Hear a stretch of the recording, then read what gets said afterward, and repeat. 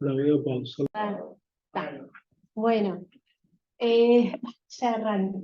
Lo que vamos a ver hoy en realidad es un poco una continuación de la presentación de la semana pasada. Capaz que los que no vinieron la semana pasada les lleva un poquito a engancharse.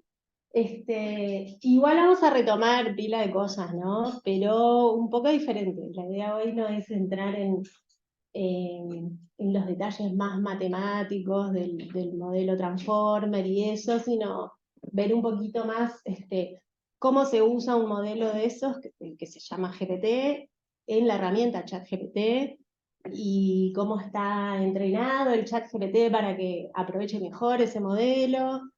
Y después al final algunos ejemplos de cómo usar el ChatGPT nosotros como usuarios, cómo no usarlo, etc. O sea que va a estar un poquito más, a un nivel un poquito más superficial la charla. También porque, bueno, Matías sabe mucho más que yo de redes neuronales, de los modelos matemáticos que están atrás y eso, así que lo mío va a estar un poco en un nivel más como más de cara a los usuarios o para, capaz que incluso para un público que podría no ser matemático, ¿no? Así que bueno, va a ser un poco más fácil el video, me parece. Bueno, el otro día hay dos charlas, bueno, sobre todo la primera, que es una charla de Karpathy, que es uno de los gerentes o algo así, de OpenAI, que es la empresa que desarrolló ChatGPT.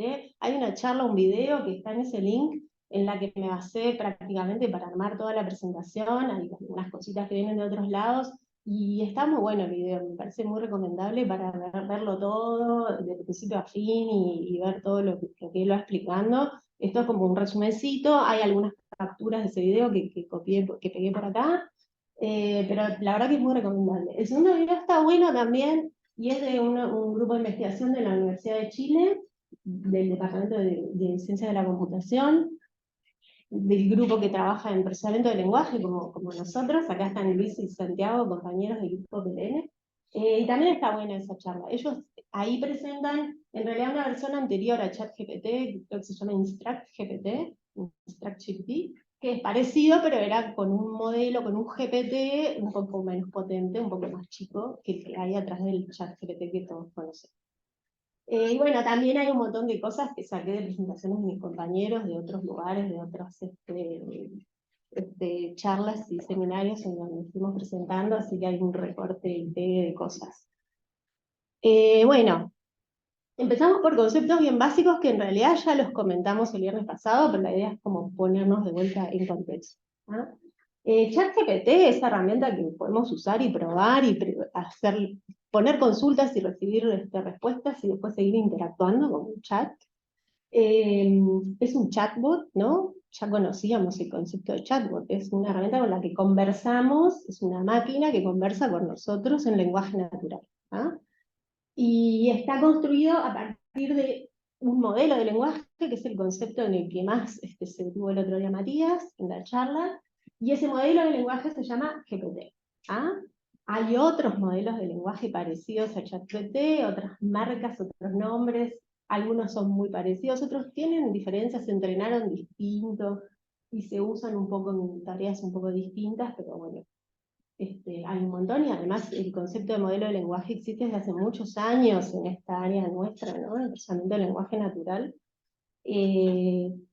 Y antes se creaban esos modelos más que nada en base a conteos de frecuencias de secuencias de palabras, ¿no? De enegramas, y con probabilidades, y después se empezaron a generar entrenando redes neuronales. Y los que están ahora de moda y los que son más potentes son los que se generan entrenando redes neuronales que se llaman transformers, con la arquitectura transformers. Pero no es que aparecieron ahora con los transformers ni con ChatGPT, ¿no? Bueno, un modelo de lenguaje, ahí hay como una primera definición que era como la más clásica. Es un modelo, ¿no?, matemático que nos permite saber qué tan probable es que una secuencia de palabras sea correcta para un cierto lenguaje, o pertenezca a un lenguaje, ¿sí? Correcta en el sentido de que, bueno, que esa secuencia de palabras, así como está, ordenada de esa manera, sea algo que alguien podría llegar a producir en un lenguaje, por ejemplo en español. ¿No? Un modelo de lenguaje para el español, le doy una secuencia de palabras, y ese modelo me da una probabilidad de que eso que yo le doy sea algo válido en ese lenguaje, ¿sí? Esto no tiene nada que ver con que sea cierto, ¿no? Con que eso sea verdadero o falso, no hay ningún tipo de contrastación con la realidad para decir verdadero o falso.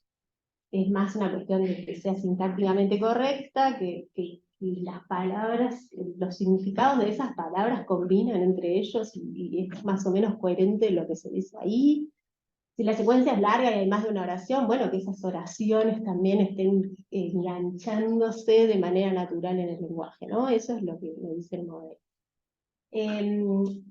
Otra forma de verlo es lo que dice ahí abajo y es la que nos interesa acá, ¿no? Que es que el modelo de lenguaje, en cierto modo, me permite saber cuál es la palabra más probable que va a venir después de una secuencia de palabras. ¿Ah? Y esa es la forma en que se entrenan estos grandes modelos de lenguaje. ¿Ah? Tengo una secuencia de palabras, eso que llamamos contexto, es la entrada para la red, y lo que van a aprender esa red, voy a entrenar esa red para que prediga la palabra más probable como siguiente palabra de esa secuencia. Bueno, es parecido a lo que hacemos con el celular, ¿no? Cuando la función es autocompletar del celular, ¿no? Cuando empezamos a escribir, por ejemplo, debido a las copiosas, hay una palabra. ¿Cuál es la palabra más probable? Lluvias. Ah, capaz que si viviéramos en otro lado, podría ser nevadas. No sé si se dice copiosas, pero bueno. Seguro no va a decir nunca, yo qué sé, árbol. Debido a las copiosas. Árbol no es muy probable, y seguramente las probabilidades puedan ser cosas como esas. Pero eso que hace el celular, obviamente no tiene atrás un gran modelo de lenguaje como GPT, o por lo menos hasta donde sabemos hasta ahora, qué sé yo. Porque son cosas súper pesadas, no puede el celular tener ese modelo adentro, digamos, creo yo. Y se basan más bien en lo que decíamos antes, ¿no? Conteos de frecuencias, de enegramas, y como las técnicas anteriores a las redes neuronales para hacer estos cálculos y poder predecir una palabra siguiente. Pero esta misma idea es la que está atrás de, bueno, estos grandes modelos de lenguaje, ¿sí? Es algo así como, bueno, cómo completar una secuencia y decir cuál es la palabra siguiente. Entonces, dada una secuencia de palabras, estos modelos intentan predecir cuál es la siguiente más probable, y eso, además, se repite, ¿no? Tengo una secuencia, el contexto, predigo la más probable, después esa pasa a ser parte del contexto, predigo la siguiente más probable, que pasa a ser parte del contexto, predigo la siguiente. Entonces estos modelos generan texto. Van agregando cada vez una nueva palabra, entonces van escribiendo. Entonces, lo que hay detrás de ChatGPT es el modelo de lenguaje GPT. GPT era esta sigla que el otro día la dijo Matías, Generative Pre-trained Transformer. El GPT es un modelo de lenguaje de estos basados en Transformer, entrenado para generar texto. Entonces está entrenado para predecir siempre la siguiente palabra a un contexto, pero hay modelos de lenguaje también basados en la arquitectura Transformer que se entrenan de otra manera y se usan distinto, no se usan en general para generar texto, pero sí para representar el texto y resolver otras tareas, por ejemplo, clasificación. Eso creo que también lo dijo el otro día Matías. Hay uno como muy famoso que es BERT, y hay toda una familia de modelos parecidos a BERT, y esos se entrenan un poco diferente. Una pregunta, ¿son siempre palabras, nunca frases? ¿Vos podrías predecir una frase? No, porque lo que haces con esto siempre es predecir de a una palabra y vas generando toda la frase. En principio no, la salida es una palabra. Por lo menos estas arquitecturas predicen de a puede una. ser que la solución de palabras más probable no sea la frase. Sí. Sí. Ahí hay como las técnicas para después, si vos tenés el modelo de lenguaje atrás de una herramienta como un chat, las técnicas para ir eligiendo la palabra más probable en cada paso, o es un algoritmo así que va eligiendo, elige una, ya está, elige otra y nunca vuelve atrás, o hay algunas técnicas que hacen un poquito más de, bueno, veo varios pasos y después capaz que maximizo un poco la probabilidad de varias palabras. Pero, pero eso viene como después, es como lo usás. El modelo está entrenado para predecir de a una y siempre predice una. Después vos lo vas invocando, vas viendo las más probables, capaz que te quedas con varias y de esas varias después maximizás un poco más la secuencia de alguna manera. ¿Ah? Pero te diría que es como un post-procesamiento.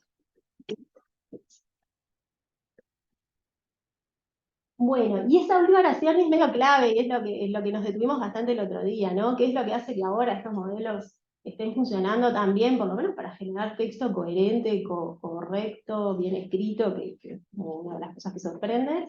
Bueno, que se puede introducir como entrada contexto muy grande, mucho más grande que antes, ¿tá? El otro día decíamos, bueno, GPT 3.5 parece que tiene un contexto de 4.000 y pico de palabras. ¿Ah? Todo eso está mirando, todo junto, para decir cuál viene después, cuál es la 4098 del 7. ¿Ah? Y es mucha información.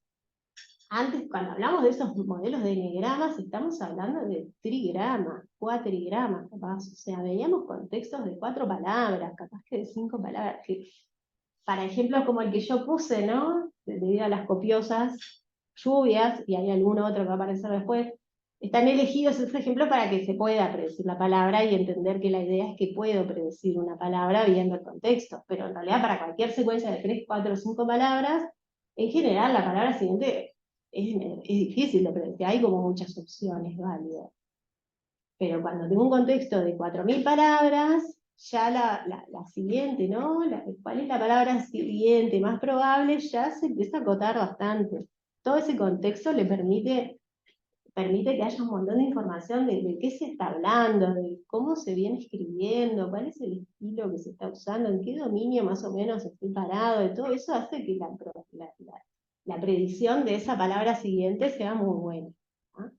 Y bueno, ¿por qué puedo procesar contextos muy grandes? Bueno, lo que decimos siempre, la capacidad de cómputo aumentó un montón, las computadoras pueden procesar ahora mucho más datos y tienen mucha mayor capacidad de procesamiento. También, bueno, otra cosa que decimos siempre, hay muchísimo texto disponible, ¿no? El Internet tiene cada vez más texto disponible, es muchísima cantidad de datos para entrenar estos modelos. Y eso hace que eso también es parte de la clave de que sean muy buenos. ¿Tá? Se entrenan con conjuntos de datos enormes, de billones de palabras, cientos de billones de palabras. Y además, bueno, hay una forma de representar las palabras, una forma rica para producir salidas más probables, o sea, la secuencia esa de palabras se representa de forma rica, y eso tiene que ver con todo lo que dijimos el otro día de representar las palabras como vectores numéricos. ¿Tá? Esas representaciones vectoriales de las palabras le dan mucha más potencia porque yo no estoy trabajando con la palabra banco, estoy trabajando con un vector de números, muchos números en general, qué sé yo, 500 números, por ejemplo, ¿tá? Números reales, un vector de dimensión 500, que representa todo lo que hay adentro de la palabra banco.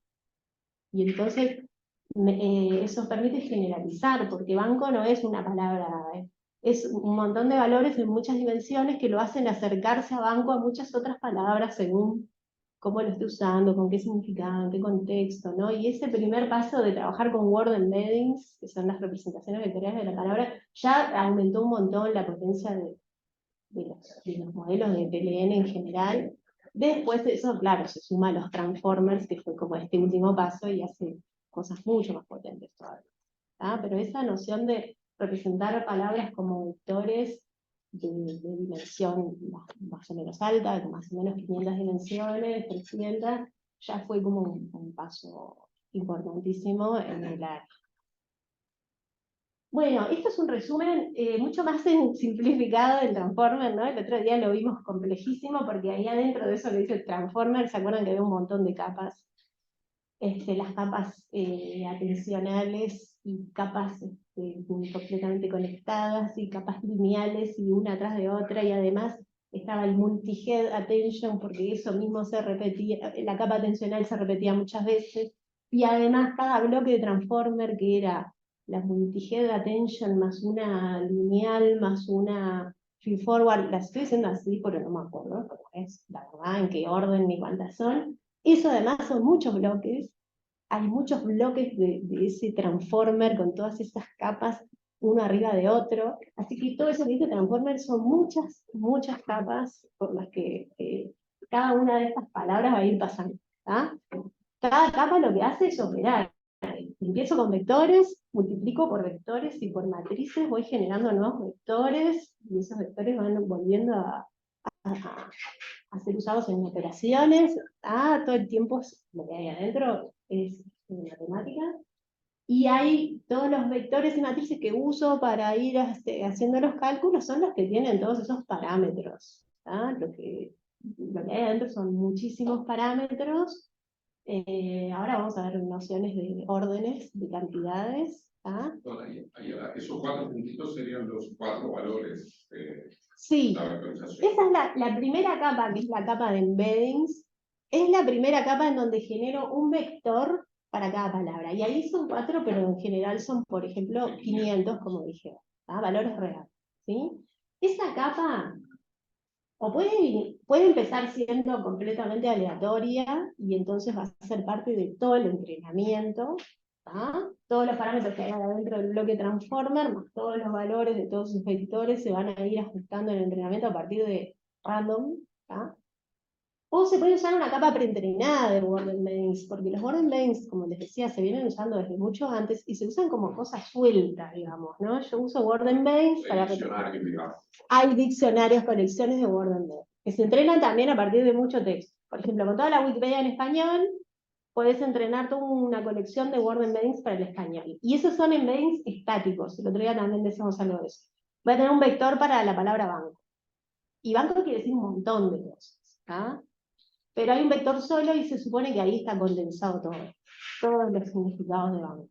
En las distintas dimensiones se supone que están codificados ahí todos esos significados. Sí. Lo que hace el GPT es aplicar la capa de transform. La otra capa ya está más.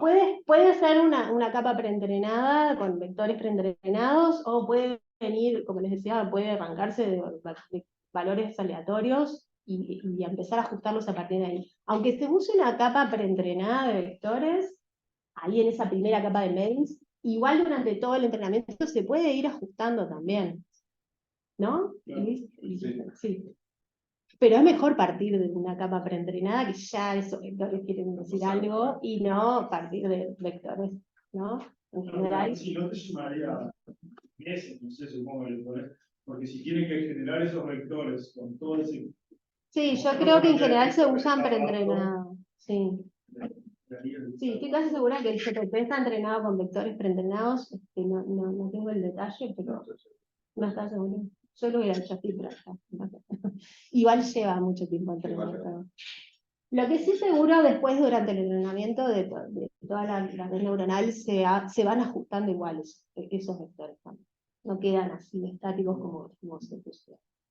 Y bueno, acá, entonces, después de esa capa de embeddings, acá había una cosa más que dijo el otro día Matías, que es como un concepto para mí bastante complejo, que son los vectores posicionales, los positional embeddings, que son los que agregan información de en qué lugar de la oración o de la secuencia está cada palabra. ¿Se acuerdan? Son vectores que codifican algo como, la palabra esto es la primera, la palabra ocurrió es la segunda.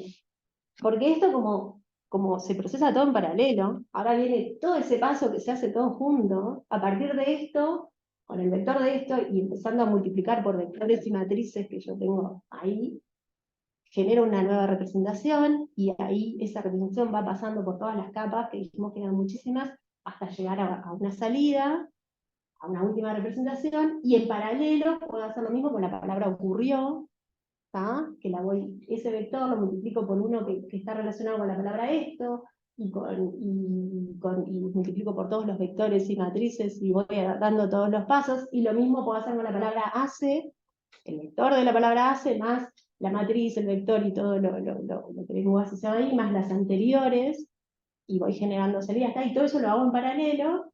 Se pierde la noción de orden. Porque esto no es secuencial, como decíamos el otro día con las redes recurrentes. En las redes recurrentes yo proceso esto, hay una salida, esa salida la uso para procesar ocurrió, y es el segundo paso del procesamiento, entonces sé que ocurrió es la segunda. Acá no, hago todo al mismo tiempo. Entonces el concepto de orden lo tengo que agregar desde el principio. ¿Ah? Se le agrega a cada palabra un concepto de en qué lugar de la secuencia.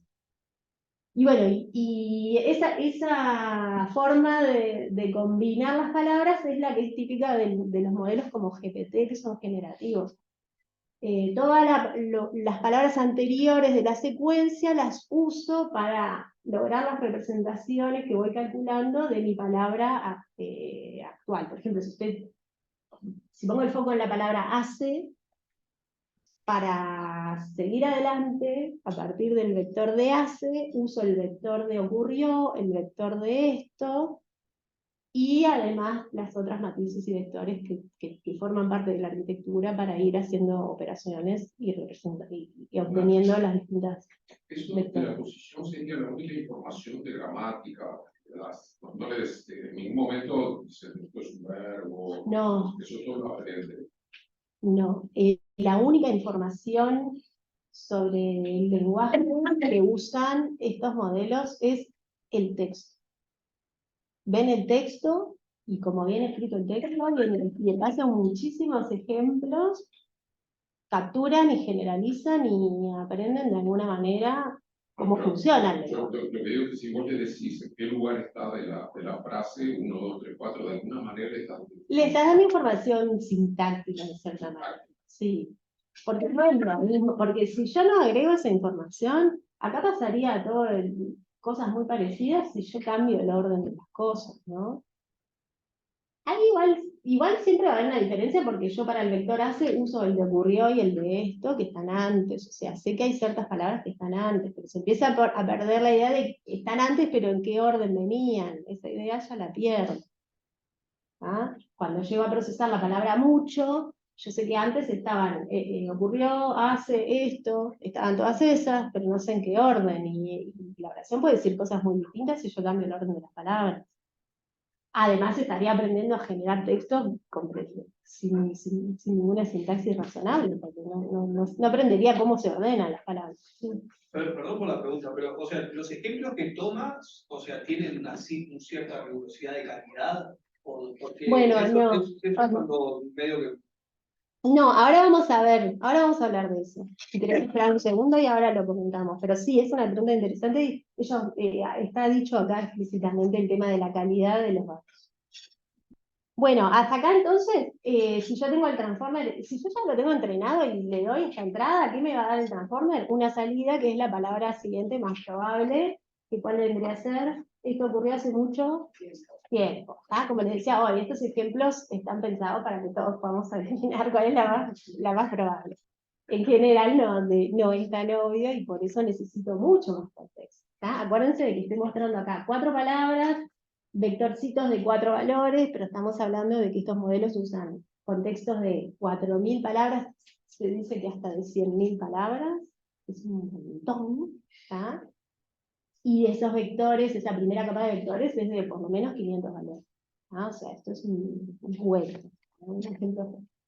Bueno, en realidad la salida del transforme, como decíamos el otro día, no es una palabra, es una distribución de probabilidades sobre todas las palabras del vocabulario. ¿Ah? Lo más probable es que la palabra tiempo sea la que tiene mayor probabilidad, 0,7 por ejemplo. Y esas otras, un punto, porque esto ocurrió hace mucho, podría ser, y ahí venir el punto y terminar la oración, también es bastante probable. Hace mucho más, también, hace mucho más tiempo que está, bueno, pero en realidad me da una distribución de palabras sobre todo el vocabulario, ¿no? Por ejemplo, el chat GPT, creo que usa así. No, 4.000 es el contexto de entrada. La distribución es sobre todo el vocabulario del lenguaje. ¿Qué se acota igual? Por ejemplo, ChatGPT usa 50.000 palabras. ¿Y cuántas palabras son? De alguien. Nosotros capaz que no tantas, pero si vos te pones si vos contás todas las palabras distintas que hay, por ejemplo, en la Wikipedia, puede llegar a ser 100.000 o más, pero ¿por qué? Porque hay muchos nombres, muchos ¿no? nombres de cosas. Por ejemplo, usan 5.000 caracteres. Ahí empiezan a contar. Es Por eso un- duran tanto. palabras, 5.000 palabras, sí, es un montón. 5.000 palabras. 5.000 caracteres. Ideogramas. Ah, sí. 50.000 no es tanto, digo. Si vos haces una lista de todas las palabras del idioma, más todas las conjugaciones de todos los verbos, ¿no? Porque vos en el diccionario siempre tenés menos, porque tenés los infinitivos, no tenés todas las conjugaciones verbales, pero para hacer la distribución esta vos tenés que tener todo lo Lo que se... conjuga cada palabra. Claro. Ahí está, toda la conjugación de cada verbo, más todos los plurales, los singulares, los femeninos, masculinos. Tokens, ¿no? Porque en verdad no eran palabras como enteras, si no se mal usan Sí, subsecciones. sí, es verdad. Eso de ahí, ese ejemplo de ahí no es exacto porque no segmenta la oración en palabras exactamente. Hace una tokenización bastante específica y parte en realidad los tokens. Probablemente lo parta más o menos en algo así como la raíz y la terminación. No lo hace usando reglas gramaticales, lingüísticas de ningún tipo, aprende a hacer esa partición. ¿Y por qué lo hace? Justamente porque capaz que ocurrió, no está en el vocabulario, pero la raíz sí, y la terminación sí, entonces haciendo una tokenización como más como en morfema, o algo que se parece a morfema, es más probable que no haya palabras desconocidas, o sea, los pedazos probablemente estén, pero justo esta combinación de morfemas exacta capaz que no está, pero cada parte, cada morfema sí. Esa tokenización se la das, no la aprende, ¿no? Eh, Aprende a tokenizar, digamos. Aprende a tokenizar. Pues ese ejemplo tokenizados, O sea, aprender a tokenizar es un paso previo. eso le pega. No, es otra, es un sistema, o sea, hay varias formas, pero creo que WordPress son algoritmos estadísticos que dicen, bueno, tengo un texto, ¿cuál es la mejor forma de partir con token para que la perplejidad sea la mejor posible? Pero, Y es como si entrenaras otro modelo que tokeniza. pero es previo, Y después lo usas. es entrenar. Es el que te arma tu base para después entrenar. Y es el que segmenta la secuencia en tokens, y esos tokens son los que, de verdad. O sea que sí, la aclaración estuvo buena porque esto no es muy real lo que está ahí. O sea, para entenderlo mejor en la práctica, uno puede pensar en palabras, que está bien. O sea, Claro. después Y se sí, te hace algo más complicado, pero Y ahí sí, la teoría de la formación de sí, porque trata de, creo que, la armonizar la perspectiva. una cosa, el proceso de tokenización es como una de las etapas clásicas del procesamiento del lenguaje, y antes en realidad era efectivamente segmentar en palabras. Y en palabras, pero de manera un poco más rica, en palabras compuestas, por ejemplo, que la idea es identificarlas como una unidad. Palabras que en realidad contienen adentro otras palabras, y la idea de una buena tokenización es poder separarlas, como por ejemplo un verbo que viene con un pronombre, por ejemplo, leerlo. Leerlo es el verbo leer y el pronombre lo. Está bueno capaz que el tokenizador de los estándares pueda separar eso. También cuando hablamos de token es un término un poquito más general que palabra, porque también incluye los signos de puntuación. Y ese era el concepto de token que usábamos en general, y la forma de tokenizar de la que hablábamos hasta ahora en general. Ahora, esta tokenización que hacen estos modelos en forma previa es distinta por eso de que segmenta mucho más y se acerca más a una segmentación en morfemas. Pero como les decía, se entrena un modelo, como dijo Luis, o sea que tampoco hay reglas lingüísticas. ¿Ah? No hay una regla que diga y o es la terminación de un verbo, y entonces... ¿Qué es un morfema? Por ejemplo, la palabra ocurrió tiene dos morfemas. Un morfema base o léxico, que tiene como el significado del verbo, que es ocurre, y después hay un morfema ahí, una terminación que le aporta la información de tiempo, modo, persona, número del verbo, que se llama morfema flexivo, y es como bien gramatical, tiene información puramente gramática. Ahí está, la declinación en otras lenguas. O sea que vos ocurrió tiene una estructura, no es una unidad. O sea, cuando haces un análisis sintáctico de una oración, las unidades son las palabras, pero las palabras después vos las podés analizar y tienen una estructura interna, que están formadas por unidades más chicas que son los morfemas. ¿Ah? Y bueno, acá la tokenización de estos modelos se acerca un poquito a una segmentación en Morphe, pero se aprende. Queda parecida, pero no exacta. ¿Ah?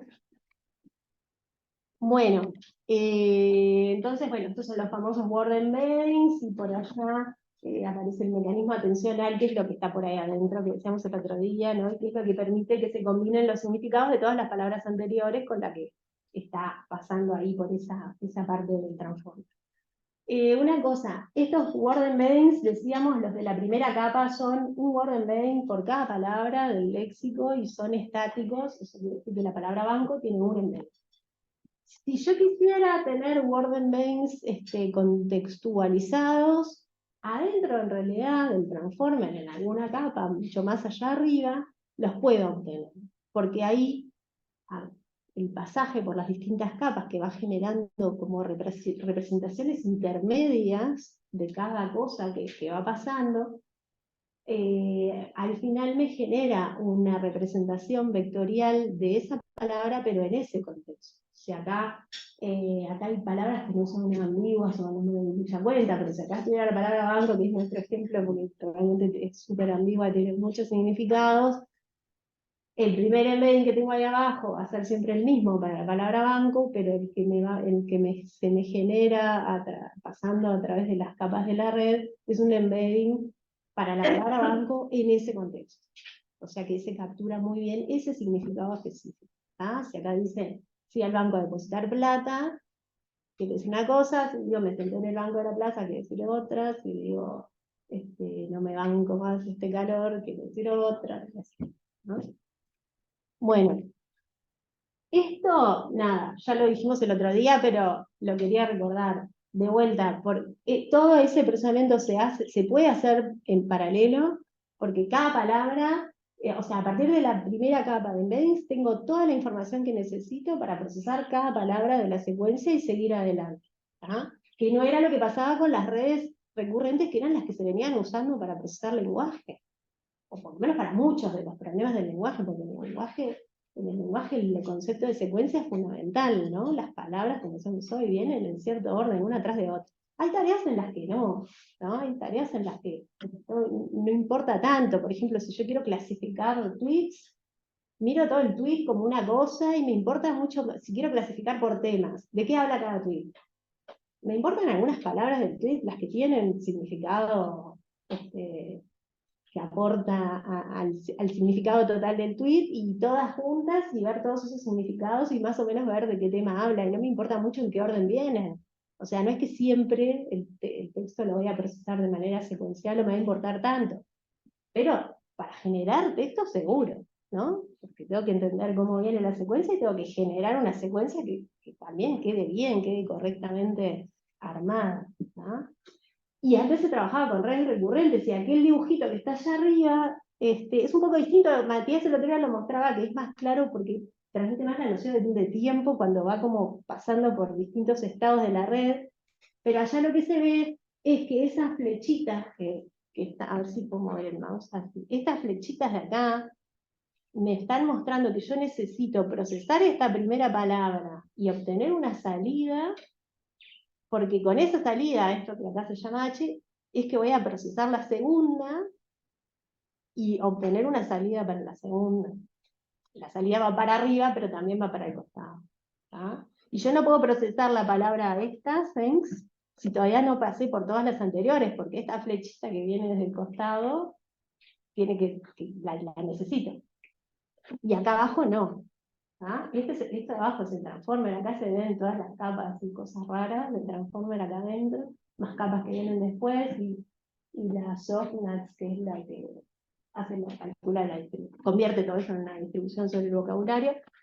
Y acá yo veo que lo que necesito de lo anterior son los datos de la entrada. Acá abajo sí, yo para procesar thanks necesito usar todas las palabras anteriores, pero todos estos vectores yo los tengo de entrada, es mi entrada.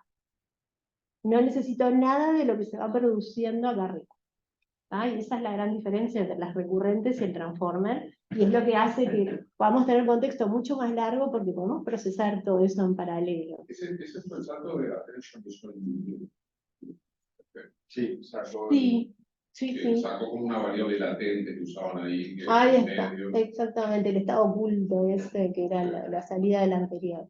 Una cosa importante, el concepto de attention ya se había aplicado sobre las redes recurrentes para mejorar y no quedarme solo con la salida que salía de la palabra, lo contó muy bien Matías el otro día, para ir como pesando de alguna manera todos los H anteriores y viendo cuáles eran los más importantes, ¿no? Porque el concepto de attention tiene que ver con, de todo el contexto anterior, qué cosa es la más importante y la que más afecta a esta palabra concreta que estoy valorando en este momento, procesando en este momento. O sea que el concepto de attention ya venía con las recurrentes, fue como el último paso con las recurrentes. Y acá en realidad se introdujo un concepto que se llama self-attention, que está basado en la idea de attention, pero se llama self-attention, no sé muy bien la intuición del término, pero porque lo hago en el mismo momento para todas las palabras, calculo, aplico todo ese mecanismo de atención para todas las palabras al mismo tiempo y puedo seguir adelante con todas al mismo tiempo. ¿Ah? Pero el paper igual, Attention is All You Need, presenta eso, los transforma. ¿Ah? Debería llamarse capaz Self-Attention is All You Need.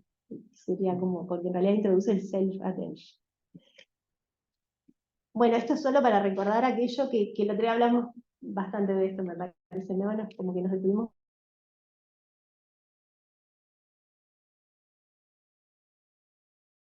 bastante en entender que esto ya no tiene esa restricción de la recurrencia. Bueno, y a partir de ahora lo que vamos a ver es bien cómo está armado ChatGPT.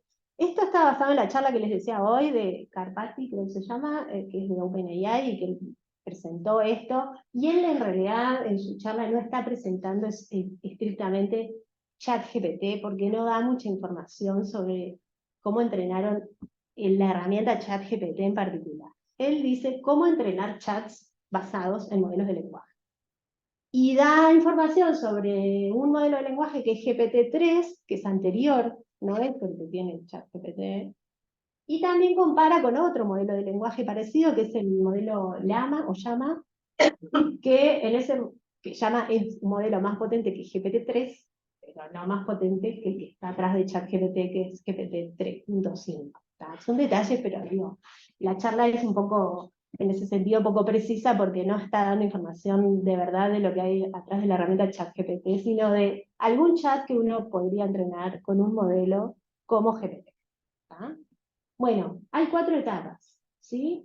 La primera etapa, que acá él le llama preentrenamiento, en realidad es el entrenamiento del modelo de lenguaje GPT. ¿Ah? O Llama, o el que sea. Vamos a hablar de GPT, que es más. Así que toda esta primera etapa es entrenar un modelo de lenguaje con una arquitectura transformer, dándole un montón de ejemplos de texto, y es lo que vinimos viendo hasta ahora. ¿Tá? Esa etapa es entrenar un transformer para que sea un modelo de lenguaje y aprenda a predecir la palabra siguiente dada una secuencia. La segunda etapa ya es un poco diferente y es lo que ahí llama un fine-tuning supervisado.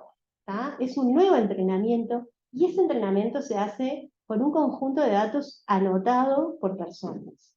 ¿Tá? Generaron un conjunto de datos con un montón de anotadores y con ese conjunto de datos hicieron un fine-tuning del modelo. ¿Qué quiere decir? Lo siguieron entrenando un poco más, pero ahora con entradas distintas, que son entradas generadas por humanos y que son del tipo consulta y respuesta. Consulta y respuesta. Consulta y respuesta, que es la tarea que se espera que haga un chat. O sea que ahora se ajusta de vuelta todos los pesos de esa red neuronal que es el chat GPT, con ejemplos específicos del tipo de comportamiento que se espera del chat. ¿Tá? Y no es exactamente lo mismo que el entrenamiento original, que era, te doy una secuencia, dame la palabra más probable. Acá te doy algo que ya es una consulta, te digo cuál es la respuesta esperada, que si la consulta era una pregunta, la respuesta es una respuesta, si la consulta era un poco más compleja, vieron que el chat GPT uno le puede introducir cosas mucho más complejas y no una simple pregunta, uno le puede decir, dado toda esta información, decime de ahí cómo deducir esta cosa. O sea, muchos ejemplos de ese tipo. ¿Ah? Esa es la segunda etapa entonces, que es un fine Perdona, tuning pero supervisado. eso no se hace con palabras individuales. No, ahora lo vamos a ver, pero ahí ya se hace con ejemplos como mucho más, más complejos. Y no, igual el entrenamiento es palabra a palabra, sí, sí. Lo que pasa es que la respuesta se genera palabra a palabra. También, o sea, es el mismo entrenamiento, solo que los datos que le voy dando tienen una forma mucho más particular. Yo antes lo entrenaba dándole, yo qué sé, todo el texto que hay en internet, por ejemplo. Bueno, un montón de datos, palabra por palabra, y eran cualquier cosa, capaz que era todo un cuento, toda una novela, la Wikipedia, un montón de tweets uno atrás de otro, todo eso le daba y predecía la palabra siguiente. Ahora le voy a dar solamente ejemplos que tienen esa forma. Viene toda una consulta y después viene toda la respuesta esperada. Después viene toda otra consulta, pero el entrenamiento es el mismo, le doy palabra por palabra y predice la palabra siguiente. Es la misma red neuronal que la ajusto para... Creo, ahora estoy dudando. Sí, entiendo que es así. Es un ajuste del mismo modelo, los mismos pesos, los mismos parámetros. Es una exaltación de la fuerza de voluntad, ¿no? Sí, claro, vos decís, bueno, una palabra, una respuesta, la primera palabra no tiene nada que ver con la segunda, ¿no? Digamos, ¿cuándo termina el signo de pregunta? No sé. Sí, ojo, hay símbolos que, digo, bueno, capaz que no es lo que estás diciendo, pero cuando le das la entrada, codificas de alguna manera símbolos que significan que acá se termina un texto y empieza otro, separadores, eso se le agrega. Yo seguí, perdón, la reflexión, el tema de diagramas de ajedrez, muchos años, y nunca le pudieron enseñar a las computadoras a ver lo que veían los humanos. Al final, siempre era fuerza bruta. Es decir, que vos en tal posición hay algunas jugadas que sabes que son malas, porque son malas, digamos, y no le pudieron enseñar eso. Pero yo creo que ahora sí hay modelos entrenados, ¿no? No, lo pueden Para el llegar, ajedrez. pero esencialmente a fuerza bruta. Bueno, no sé ahora. Yo creo que ahora hay entrenados con jugadas, Ahora hay entrenados que son modelos de con ejemplos de jugadas. aprendizaje por refuerzo, que aprenden, o sea, no va a ser exactamente lo que aprende un humano. No le estás enseñando esta jugada son buenas, sino que él, por detrás, crea su propio modelo de mundo de cómo es el tablero y qué es bueno para ganar y qué es bueno para perder. Pero la pregunta es si ese modelo finalmente simplifica o una lista gigante. No, bueno, una lista gigante no es, eso seguro. O sea, lo que ustedes dicen es los primeros jugadores que eran más bien hacían minimal, trataban de explorar todo el espacio de búsqueda y había que acotarlo. Ahora no, ahora es como que generan una especie de, o sea, es una policy que cómo elegir la siguiente jugada, Claro, pero de nunca, pensar que va a ganar. hasta donde tengo entendido, nunca le pudieron dar conocimiento humano. Entonces, bueno, mira, acá esto no conviene. O capaz que sí pudieron, pero eventualmente un sistema entrenado desde cero le gana a un sistema entrenado con conocimiento humano, por eso es que se descarta. Bueno, sí. Es decir, le ganan a los humanos, pero jugando de otra manera. Eso Seguramente. como hay que responden a los humanos, pero juegan de otra manera. Los humanos no responden palabras. Ah, no, claro. Bueno, no sabe, yo no sé cómo funciona el cerebro humano. Uno estudia esto sin tener idea de cómo funciona uno mismo. Pues lo mismo, es decir, la última palabra de una pregunta que la primera de la respuesta. ¿Sí? Claro.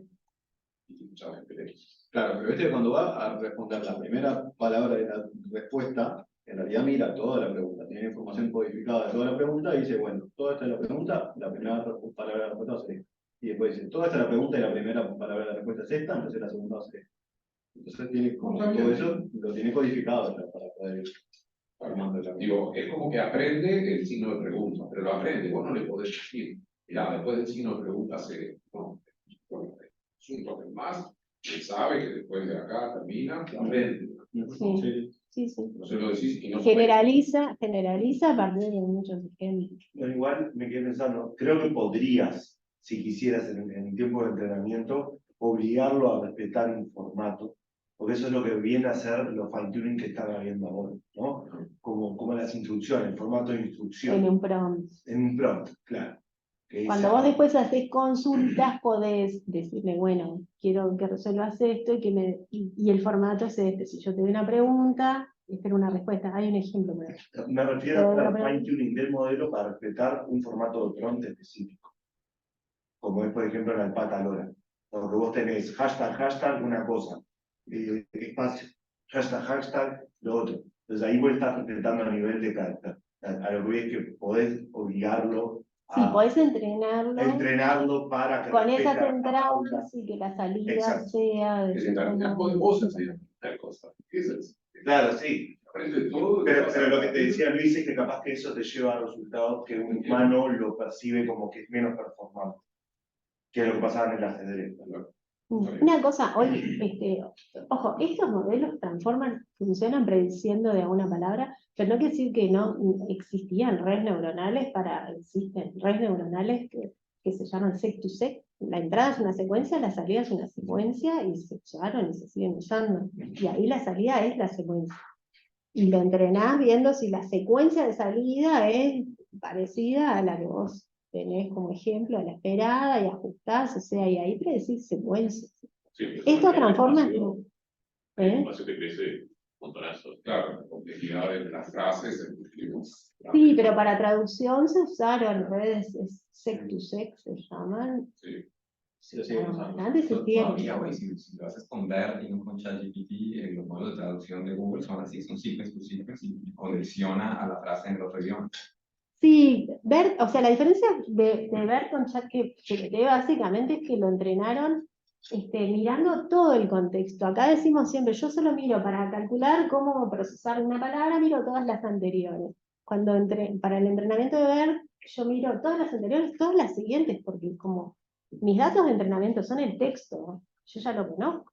Yo ya sé, mis datos de entrada me dicen cuál es la secuencia que viene después. Esto es una forma, la forma de entrenar estos modelos en base a corpus de textos. En algún lado, por lo menos en el libro de nuestro curso de Jurassic, que usamos mucho para todos nosotros, se llama autosupervisado. Capaz que conocen el término, yo lo conozco muy asociado a esto, porque no es no supervisado, ¿no? Un aprendizaje no supervisado, yo no sé nada de la salida que espero. Por ejemplo, el clustering, este es el único ejemplo que tengo en mente. Voy a ver cómo se me agrupan mis datos, por sus similitudes, diferencias, qué sé yo, pero no sé, no tengo la salida esperada, no es supervisado en ese sentido. Acá, Antes contrataban lingüistas y ahora los echaron a todos. y más o menos, yo conozco lingüistas que están siendo contratados, conozco lingüistas que están siendo, yo sé muchos que hacen, se han reconvertido y han aprendido a usar muchas de estas cosas, algunos son muy buenos también, sí. Pero sí, es verdad que antes necesitabas conocer las reglas del lenguaje. Nosotros enseñamos gramática del español en nuestro curso como primer tema, porque bueno, tenemos que saber qué es un sintagma, qué es un sujeto, qué sé yo. Lo seguimos enseñando, y además nos gusta, pero es verdad que para trabajar con esto no tenés que saber nada de eso. No, es verdad. Bueno, esa segunda etapa entonces de fine-tuning supervisado se reentrena el modelo, se ajusta el modelo con datos de esa forma, ¿no? Consulta anotados por gen. Después viene otra etapa en la que se aprende un modelo de recompensas, porque la idea es usar el modelo para generar varias salidas y después tener un modelo que evalúe todas y que diga cuál es la mejor. Y después hay un último paso que es aprendizaje por refuerzo, que lo que hace es maximizar las recompensas para muchos ejemplos, muchas entradas y posibles salidas, usando el modelo que asigna O sea, son todas como etapas que se fueron agregando para mejorar cada vez un poquito más los resultados que da el chat GPT.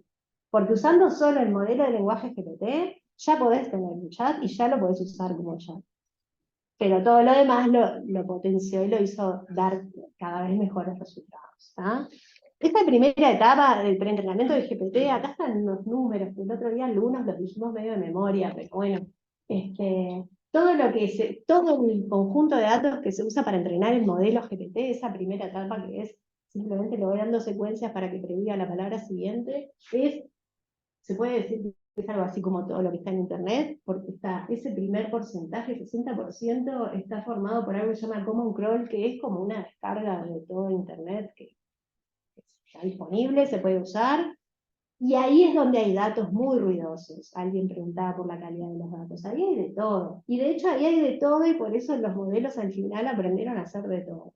Hay código, hay ejercicios, resuelva tal problema con el lenguaje tal y está la solución. Y bueno, con esas cosas los modelos terminaron aprendiendo a hacer a escribir programas, ¿no? En lenguajes de programación. Y hay ejercicios de matemática, y entonces también los modelos aprendieron a resolver algunos problemas matemáticos. Es rarísimo, a veces se equivocan en cosas, ¿no? Maite tiene unos ejemplos, que nos trae una charla que estaban muy buenas, hay cosas parecen básicas y se equivocan, hay cosas re complicadas y las hacen. Pero, ¿cómo miden la calidad de un algoritmo? Porque una posibilidad es que son tantos los parámetros que los parámetros codifican los datos de entrenamiento. Entonces, cuando tú le dices deme un problema, te lo reproducen. Memorizan, es Memorizan, verdad, y hay todo un tema. ¿cómo distinguir eso claro, Sí. es todo en internet, entre tanto dato de entrenamiento, pues encuentras lo que quieres. Encuentras todo. Y bueno, hay algo de eso. Hay cosas que vos preguntás y te las responde muy bien porque es información que está en ese conjunto de datos, capaz que muy repetida, muy redundante, entonces la memoriza. Y creo que los autores van a demandar a GPT porque violó un montón de copyright, por ejemplo. Hay Creo que muchos Brandon temas, Sanderson sí, había sí, dicho sí, que- sí. Hay muchos temas atrás de esto. Por ejemplo, eso, ¿no? El tema de los derechos de autor. Esto usa cosas, textos, datos generados por gente que hoy puede estar diciendo por qué estas empresas están ganando millones con el texto que yo escribí, nadie me dio un peso. Lo otro muy Muchas cuestionable. cosas publicadas están bajo licencia Creative Commons, que se puede usar para uso académico, pero no para ganar plata Claro, explícitamente. claro, y acá eso seguro lo está pasa todo. para arriba como si nada. Sí. Sí. Y por ejemplo, otros temas muy cuestionables. Yo les decía, bueno, el segundo paso ese del fine tuning supervisado, contrataron un montón de gente para generar ejemplos, ¿no? Preguntas, respuestas, solucionaron las preguntas, la gente genera las respuestas. Gente contratada en todas partes del mundo, de manera, cobrando muy poco, bueno, en condiciones negro, porque si vos no tenés un empleado que vos contratás como empresa y le estás pagando con las leyes sociales de tu país, está trabajando. Bueno, todas cosas muy cuestionables. Digo, para una empresa como esta, ¿no? Uno puede hacer algo de eso para tener un conjunto de datos para hacer algo, pero no teníamos No va a haber millones. estudiantes en la clase porque Claro, les das créditos, qué sé yo. No, hay algunos sitios, hay sitios para conseguir anotadores, alguna que otra vez lo usamos y les pagamos, pero somos pobres, no podemos hacer mucho más que eso, ¿no? Pero bueno, hay empresas ganando muchísimo dinero que no deberían hacer esas cosas, ¿no? Bueno, y los Pero copyright, no era un sí. tema ético, sino más bien científico. O sea, ¿hasta qué punto hay aprendizaje y no No, solamente entiendo tu pregunta, sí, sí. Y bueno, al principio generaba dudas, ¿no? Al principio se pensábamos, bueno, pero está memorizando todo y reproduce y copia, pero si te pones a probar y encontrás cosas en las que se equivoca, te das cuenta de que, bueno, no, está generando y está creando texto y creo que te das cuenta justamente de que no memorizó todo y de que logró generalizar cuando genera respuestas y salidas para muchas cosas que están mal. Información enciclopédica que parece que estuviera bien porque la redacta muy bien, se expresa muy bien, te da un montón de datos y es todo falso. Tenemos acá un ejemplo, ¿no? Era un ejemplo de Liz que le pregunta quién fue la primera arquitecta uruguaya, yo puse otro que es quién fue la primera ingeniera uruguaya, y en los dos casos responde alucina. Esto que se llama alucinación. Cuando nació, qué hizo, la principal Sí, pero hay cosas plausibles, pero no verdaderas. Claro, como texto está tan correcto, tan bien escrito, el tipo de información que da es la que uno espera recibir, es la información sobre la vida de una primera arquitecta El uruguaya. estudiante que tira humo. Claro, Sí, es el bueno, clásico. algo tengo que responder. Es Bueno. buena que había que hablar de esto en clase y bueno, claro, algo que responder y bueno, Sí, si está mal. Guillermo siempre dice que, pues, que se parece a nuestros estudiantes. Pero bueno. No, En cierto punto, porque yo estoy seguro que el estudiante que tira humo sabe que está tirando humo, entonces va al examen y dice, bueno, vamos a ver si pasa. ChatGPT no sabe que está tirando. No, No tiene forma de distinguir cuando alguien lo sabe. Pero no tiene score de veracidad cuando tengo una respuesta. no, porque no chequea. No, Es muy probable sabiendo que las probabilidades. claro, sus probabilidades fueron muy altas. Pero incluso aunque la Aunque sea probabilidad fuera altísima. baja, o sea, en comparación. sigue siendo, o sea, él sigue sin poder darse cuenta cuando algo no es verdad. Porque- Nunca le pregunté cuál sea chequear. Señor. ¿Podés chequear esta información de verdadera? Podría ser el concepto. Ah, bien, yo. Porque no. Ah, eso sí, por supuesto.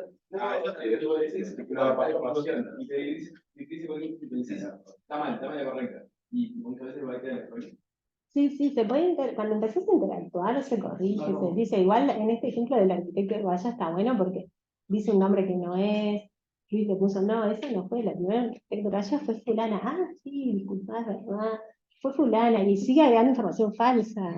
Ahora sabe el nombre porque se lo dijo Luis, pero agrégate. No, pero no nació en tal año. Es verdad, disculpame.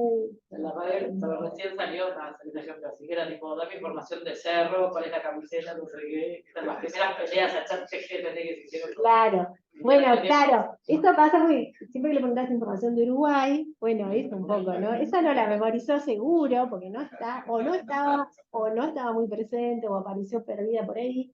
Entonces tiene que genera lo que le va a generar. Su modelo le dice cuál es la palabra más probable, la va poniendo y ya está. Una cosa que creo que lo que ya te dijo, no siempre devuelve la más probable, vieron que no siempre devuelve la misma respuesta, va jugando un poco con las probabilidades y va eligiendo dentro de las más probables para generar cosas distintas, un poco más naturales y no, que no te da muy encorsetado a decir siempre lo mismo, ¿no? Ahí mira como las primeras más probables y va haciendo ahí, hay como distintas maneras de ir viendo cómo hacerlo, dar las salidas.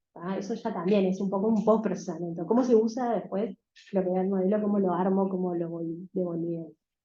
Bueno, acá hay una comparación con ese otro modelo, llama, que en realidad es posterior a GPT-3, pero es anterior al GPT 3.5, así que ninguno de estos datos es de verdad lo que hay atrás de ChatGPT. Son cosas un poco anteriores o diferentes. Este modelo llama está bueno porque está disponible, se puede descargar el modelo, que quiere decir todos los pesos, ¿no? Todos los valores de los parámetros que se aprendieron y se usa, nosotros lo hemos estado usando. Todas estas cosas generan un montón de problemas porque no tenemos recursos suficientes para trabajar con esto. Estamos usando el clúster. En este momento en el clúster hay solo 2 GPUs que sirven para levantar el llama, que ni siquiera es el más grande, es el intermedio, porque necesitas mucha memoria para levantar el modelo. Para hacer inferencia necesitas 2 GPU, no No, quieres entrenarlo para hacer fine-tuning. Con una capa. Usás una, pero hay solo en el clúster, que hay muchas máquinas y con distintas GPUs, solo hay 2 máquinas, o 2 GPUs, no sé si están en distintas máquinas, hay 2 GPUs que si te toca y te las tenés disponibles, te sirven para levantar, por ejemplo, el Llama 7, creo que no es el más grande. No sé si el 13 o el 13. Para entrenar, para inferencia, también necesitas. Digo, cuando ya tenés entrenado y lo vas a usar para generar cosas, también necesitas una GPU. Tenés las restricciones de memoria y no sé si son las mismas, si solo podés hacer inferencia con la A100, ahí no estoy segura, no estoy tan segura, pero seguro para que esto, si vos desarrollás una herramienta basada en esto, no puede ser una herramienta que el usuario hace una pregunta y tiene que esperar 2 minutos para tener la respuesta. Y bueno, esas cosas nos vienen pasando. Nuestras máquinas, nuestros servidores, aplicaciones que se basan no en GPT, en otros modelos de lenguaje mucho más chicos, que igual están medio imposibles de usar por esas cosas. Bueno, avanza un poquito más porque creo que es tardísimo, pero por lo menos para seguir un poco adelante. Acá hay ideas de, por ejemplo, el tamaño del vocabulario. Yo les decía, GPT-3 usa del orden de 50.000 palabras, pero por ejemplo el Llama usa menos, unas 32.000, y ahí el vocabulario son esos tokens, los que decíamos hoy, ¿no? Son pedacitos de palabras. El contexto usa los dos parecidos, 2.000, pero el GPT 3.5, que es el que está en ChatGPT, ya tiene un contexto más grande, es el doble de esto, 4.000 y algo. Como decíamos, parece que hay modelos que ya están usando contextos como de 100.000 palabras, ¿tá? O sea, esa secuencia de entrada, la de la capa esa inicial de entrada, como de 100.000 palabras, tokens. Parámetros, vieron que el GPT-3 tiene 175 billones, ¿tá? Billones en el sentido, no millones de millones, creo que son 100, miles de millones o 100.000, bueno, no sé, en el sentido inglés del término billón. Y Llama tiene menos, pero acá Carpati decía que en realidad Llama es un modelo mucho más potente que el GPT-3. No que el GPT 3.5, no nos entreguemos. Y con menos parámetros. Y él decía, la clave está en la línea de abajo. Entrenaron con más corpus, con más cantidad de texto, más pasos de entrenamiento, más ejemplos para el entrenamiento, más pasadas. Ojo, porque el texto se le puede pasar más de una vez. Y de hecho algo que han hecho, y eso tiene que ver con la calidad de los textos, es que pasan más de una vez los textos de mejor calidad. Por ejemplo, toda la Wikipedia, hay un conjunto de libros que está disponible, que están bien escritos. Esos datos más confiables se usan más veces en el entrenamiento, y los datos más ruidosos, que aportan mucha cantidad, que es clave acá, capaz que se pasan una vez, algo así. Hay alguna explicación por ahí en este sentido. O sea, hay muchos datos ruidosos, pero también hay datos de mejor calidad que se intenta que se les dé un poquito más de peso. ¿Ah? Y bueno, él decía, la cantidad de datos de entrenamiento, de pasadas de los datos de entrenamiento, aporta más a que el modelo sea más potente que la cantidad de parámetros que estás entrenando. Igual, los dos casos son cantidades increíbles de parámetros, ¿no? Billones de parámetros.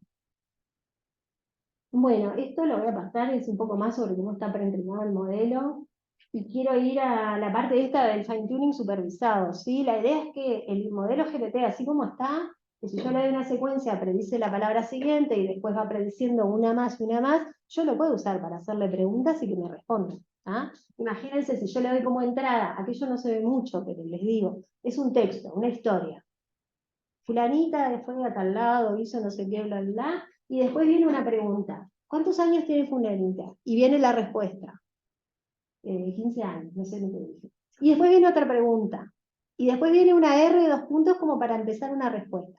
Si yo todo esto se lo doy como entrada a un modelo GPT, que todo lo que hace es predecir la palabra siguiente, debería empezar a generar una salida que sea una respuesta para esa pregunta, y que tome en cuenta todo el texto que le di.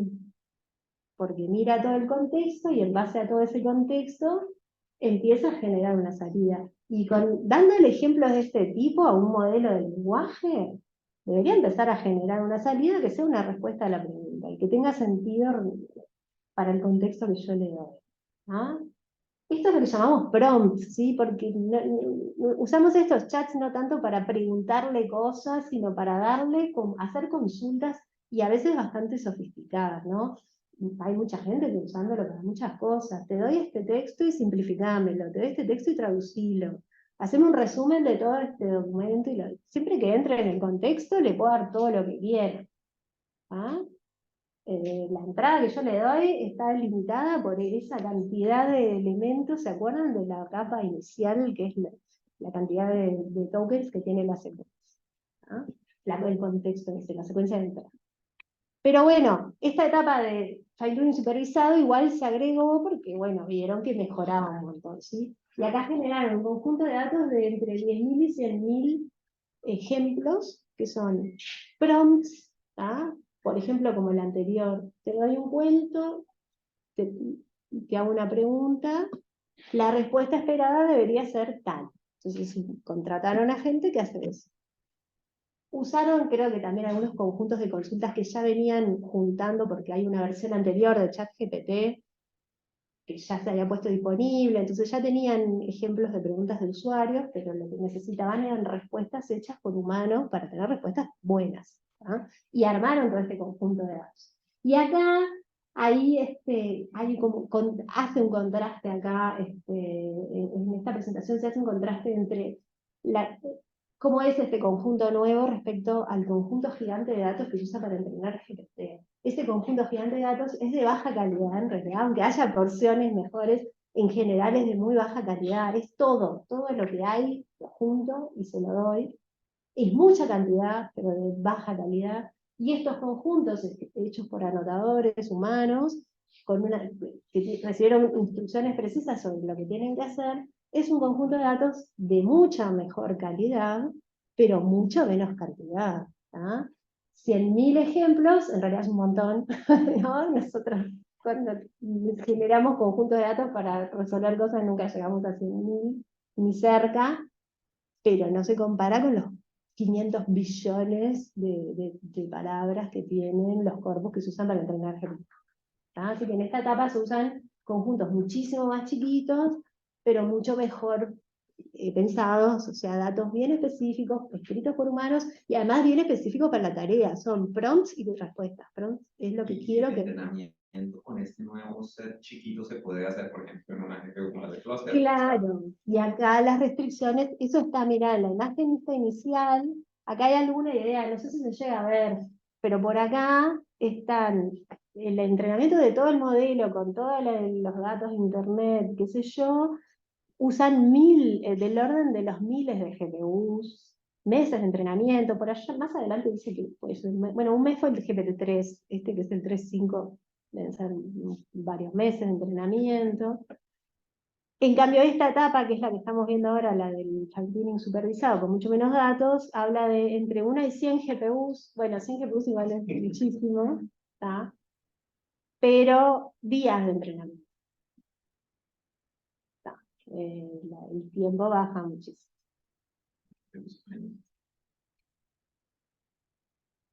Obviamente esas restricciones en el uso de los recursos nos deja afuera de todo, ¿no? Pero O la sea, mayoría de las universidades también usan. sí, no Es solo una a cuestión nosotros. Sí. sudamericana. Estos son empresas. O sea, los que pueden hacer esto son las grandes empresas. Después, en cualquier mundo universitario, puedes estar mucho mejor o mucho peor en comparación, pero muy lejos de lo que pueden hacer ellos, ¿no? OpenAI, Google, qué sé yo. Bueno, doy un paso más. ¿Se acuerdan que dijimos, bueno, también hay otra parte, la tercera columna de esa, es el entrenamiento de un modelo de recompensas? Y ahí de vuelta se generó un conjunto anotado por humanos. Acá los humanos lo que reciben es, los datos son un poquito distintos. Dado un prompt que se le da al GPT que ya está fine-tuneado, ¿no? Ya tengo mi segundo GPT fine-tuneado con preguntas con consultas y respuestas. A ese modelo le doy un prompt y lo hago generarle 3 salidas. Vieron que decíamos, no siempre genera la misma salida porque juega ahí con las probabilidades. Lo ejecuto 3 veces, por decirlo así. Tengo 3 salidas posibles para un prompt.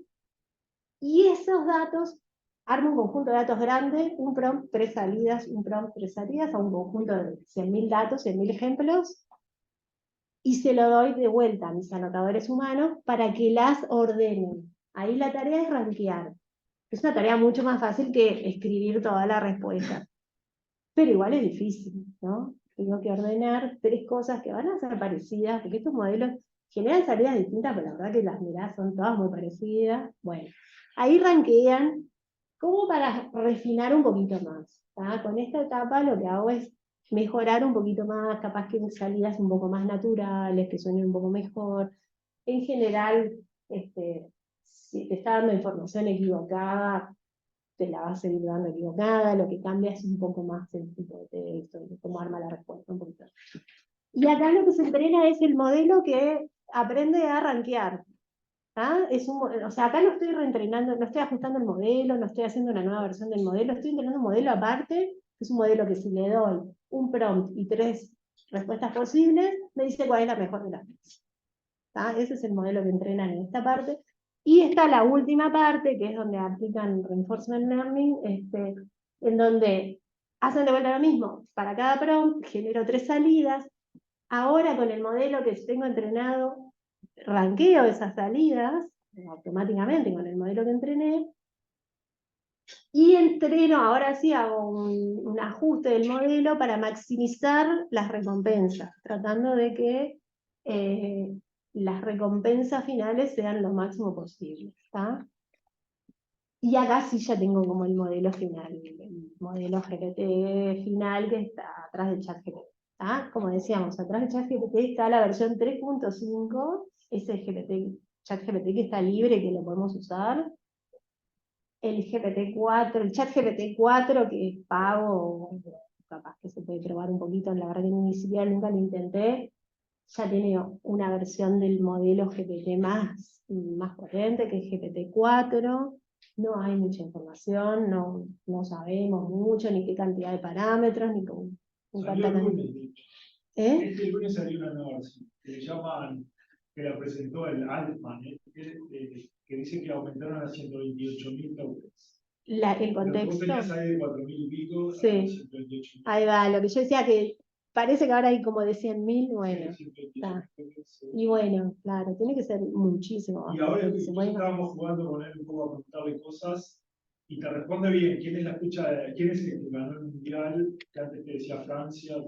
Claro, porque además sí, Y sí, además, pero porque le preguntamos quién fue el campeón sub-20 de fútbol y le decía browsing web, buscó la web y me devolvió Uruguay.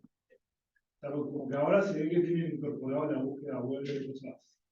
Claro, creo pero la que, búsqueda web no es parte del modelo de marketing, es como otro módulo, claro, es otro módulo que es Claro. web y después a partir de la información sí, te da sí. resultados. claro, ChatGPT en realidad en ningún momento va a buscar información en ningún lado, te genera salidas en base a las palabras más probables y listo. Entonces, por eso te puede decir cualquier cosa. Y vos no tenés cómo saber si es verdad. Claro, la decisión de buscar la web. ¿Cómo? ¿Cómo toman la decisión de buscar o no la web? Es un No, algoritmo. es que hasta el chat GPT que todos conocemos jamás iba a buscar nada en la web. Una vez que entrena, ahora no sé, como la versión nueva, si busca en la web en el momento y va a validar, la verdad no tengo ni idea. Yo llegué hasta, esta charla llega hasta el chat GPT que teníamos hasta hace una semana, o hasta hace un mes, en realidad está hecha hace un par de meses. Pero no, sí, bueno, eso es una de las cosas desesperantes de trabajar en esto, nunca estás al día con nada y nunca sabes si lo que estás diciendo sigue siendo válido. Así que, Le pregunté y me tuvo la arquitecta. a ver, Siempre tiro una nueva. ¿quién era arquitecto? Está yendo cada vez más. La posta es Julia Guarino. Juanita, sí. Esa te la dio. Ah, te tiró Julia Guarino, no sé, entonces lo de tanto preguntarle. Claro, tal vez se aprendió. Pero eso porque me preguntaban muchas veces ustedes. Pero acá es la respuesta de Luis, ¿no? Luis le dijo, no, es Julia Guarino. Igual capaz que ahora lo googlea. No, viste también ponerle con el ejemplo de la pluma y el plomo, de qué pesa más un kilo de pluma es un kilo de plomo, si le decís 2 kilos de pluma y 1 kilo de plomo, se confunde porque dice, no, pesa lo mismo, no. Pero si le pones primero uno y después el otro, que es el ejemplo que decía ayer, la que yo usé, en español, en una se daba cuenta que lo estaba tratando de cagar, pero si le daba vuelta, no, tipo, era lo mismo, pero en inglés funcionaba de las dos maneras. Y en realidad, porque en inglés saltó al toque, entonces también eso de ir corrigiendo el modelo y fine tuning, probablemente en inglés vayan como reaccionado mucho más rápido. Sí, Y en español como que si demora lo hacen en más. distintos idiomas cambia. De hecho, si escribís un poquito distinto a la consulta, también cambia, porque está usando todo eso para hacer todas esas cuentitas y llegar a la más probable. O sea, es completamente impredecible. ¿Y la Elvira existió? ¿Eh? La Elvira era arquitecta No, uruguaya. mira, por cierto, no existe. Ni idea. Yo probé otra cosa que era la primera ingeniera uruguaya y ahí esta es la salida del buscador de Google y aquello era lo que me decía el chat, que le da un nombre, que ahora no lo leo. Y esa existe, pero era una italiana que había dicho no me acuerdo qué, pero la busqué después en Google. Ojo, yo esto, no me acuerdo ni en qué charla lo usamos esto ya, pero esto era para mostrar, si yo estoy buscando información, por lo menos hasta hace 2 semanas, no sé, ChatGPT de ahora, busca en Google. ¿Cómo vas a preguntarle al ChatGPT información verídica? No estás yendo a buscar.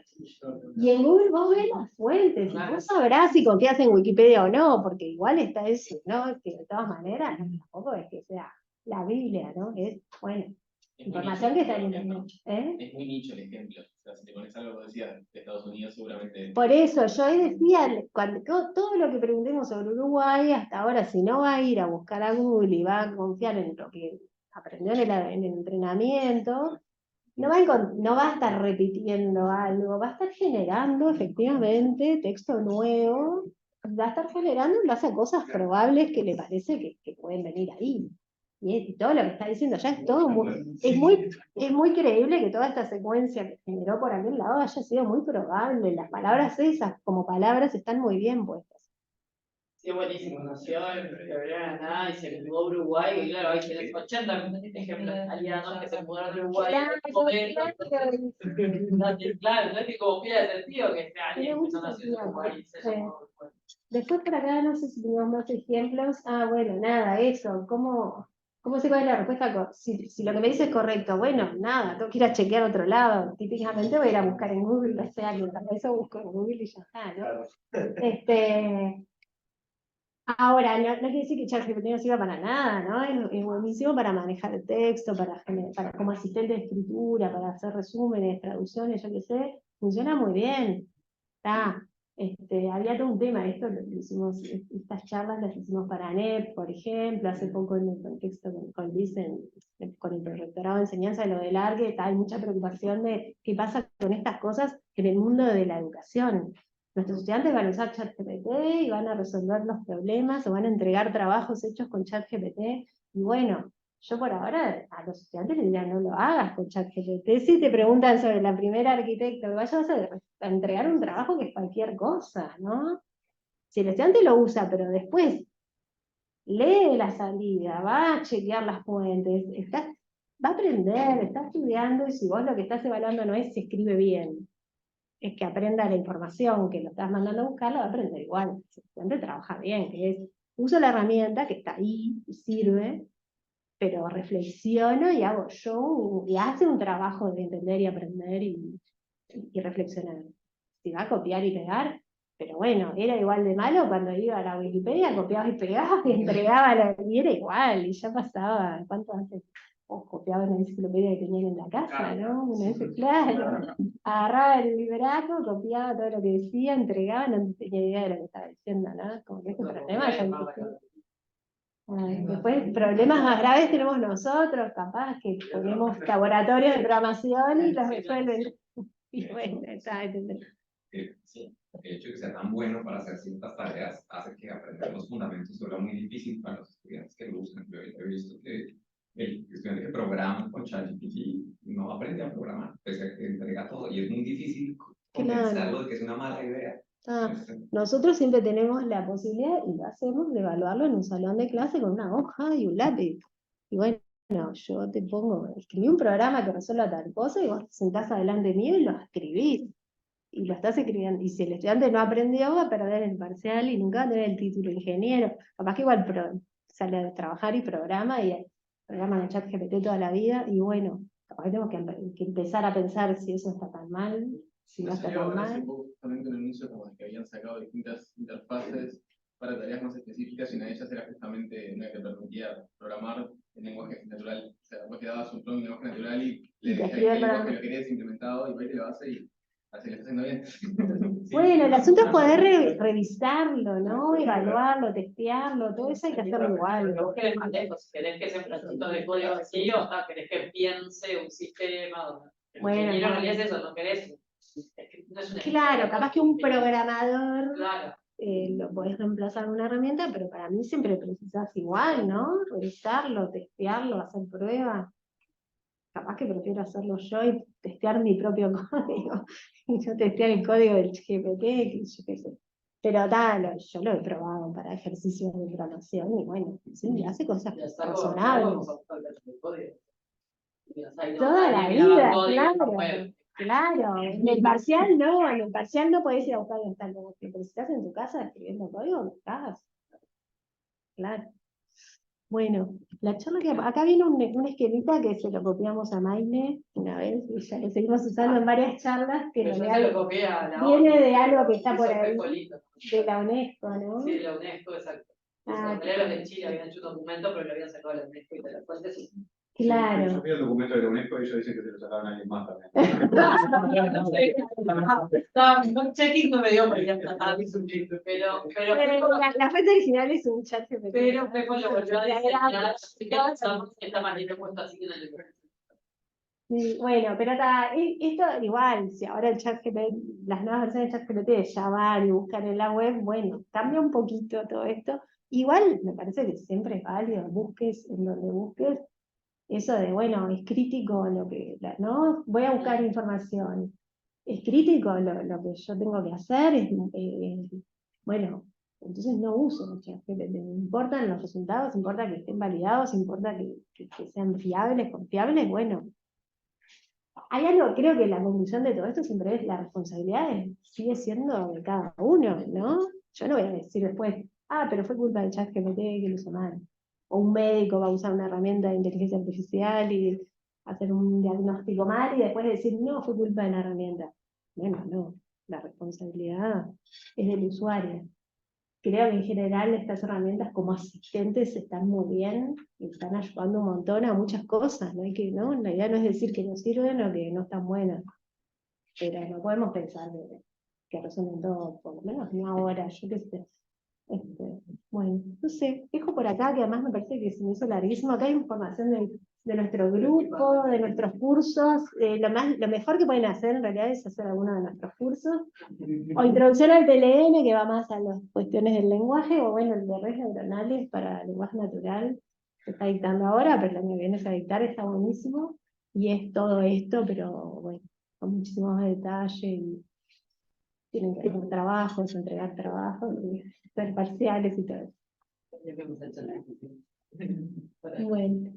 Bueno, y muchas gracias por invitarnos y quedamos a la orden para cualquier otra actividad como grupo, pero después invitamos a nuestros compañeros, a Luis y a Santiago, que presenten cosas si les interesa. Después viene los juegos de rol.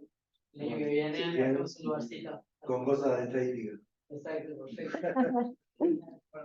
Bueno, gracias por tengo que detener acá, ¿no? Sí, poner. Muchas gracias. Allá las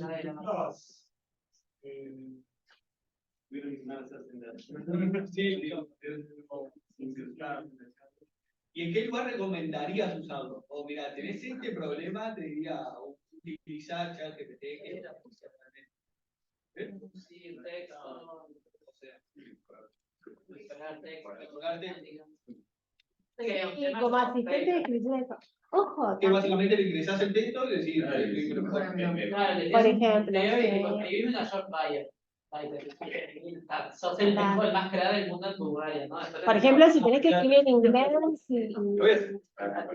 no, pero ojo, también se usa para muchas cosas. Por ejemplo, para hacer herramientas de búsqueda o de respuestas a preguntas también, pero tenés que ver cómo usarlo.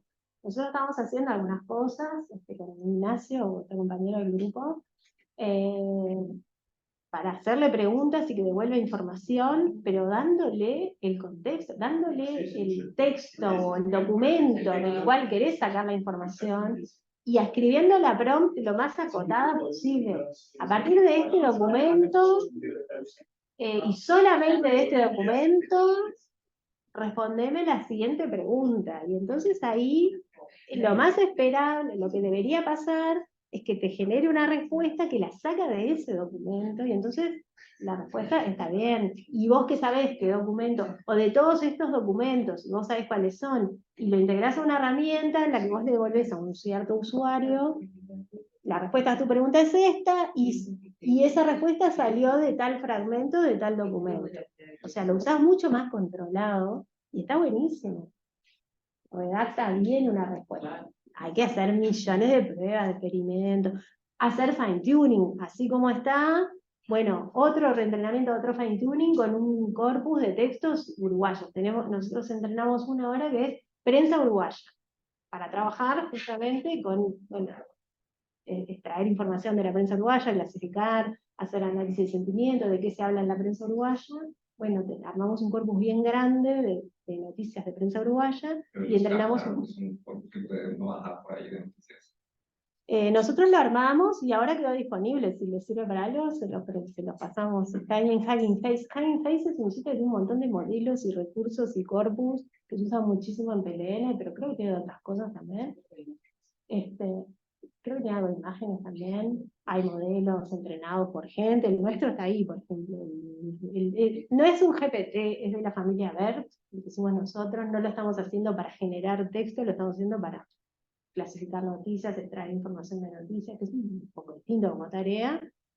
Siempre el problema primero es cómo represento el texto para después dárselo a los modelos que sean para hacer las cosas que sean. Y cómo represento el texto hoy en día, estos modelos de lenguaje son los que ayudan a tener las mejores representaciones de los textos, de oraciones, de palabras, de lo que quieras.